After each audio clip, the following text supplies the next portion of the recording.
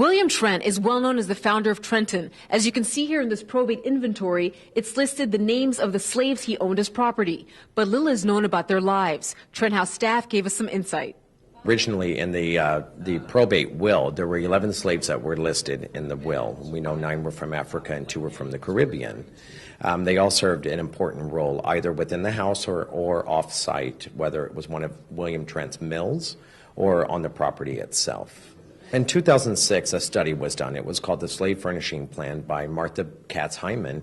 And within that study, she made a lot of interpretive decisions about life based on what she knew about each of the slaves and what they may have worn or how they lived, what responsibilities they had. And from that, we're able to at least start to figure out individual lives of the 11.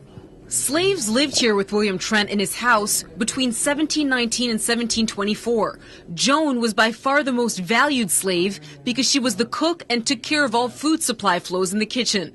This was her uniform. Joan slept in the lower level of the house, and she cared for the kitchen area, most of the downstairs of the house. Upstairs in the Trent house, right by William Trent's bedroom, this is the uniform of another of his slaves, Yaf. This is the room where William Trent got dressed. Yaf would make sure all his clothes were well pressed and to his liking. He would also shave his master here. William Trent, his wife and son, would also take baths here in this room on the first floor. Yaf was William Trent's personal assistant, and he would groom and dress William Trent. He slept right outside of William Trent's bedroom, outside of Mary, William Trent's wife, and William Trent's bedroom. Another slave, Bob, would rest here on the first floor. He slept on the lower level, and he slept by the door. He was either there to receive guests or was there as a protector of the house. We also have Dick, who slept on the third floor in the attic. William Trent Jr.'s nanny and her son Tom would sleep in William Trent Jr.'s room right here. Tom and William Trent Jr. were playmates.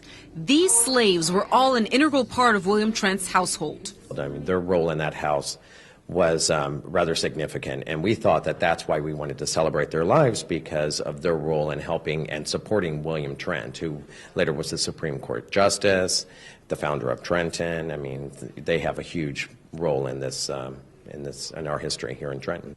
Peter DeSivo, who began researching the lives of the 11 slaves William Trent owned, gave tourists recently who work over at the Hughes Justice Complex a tour. They were impressed. It's really exciting. We've been invited to the Hughes Justice Complex to give a presentation on the lives of these 11 slaves and to celebrate their lives, and to also describe their contributions to the city of Trenton and the foundation of Trenton.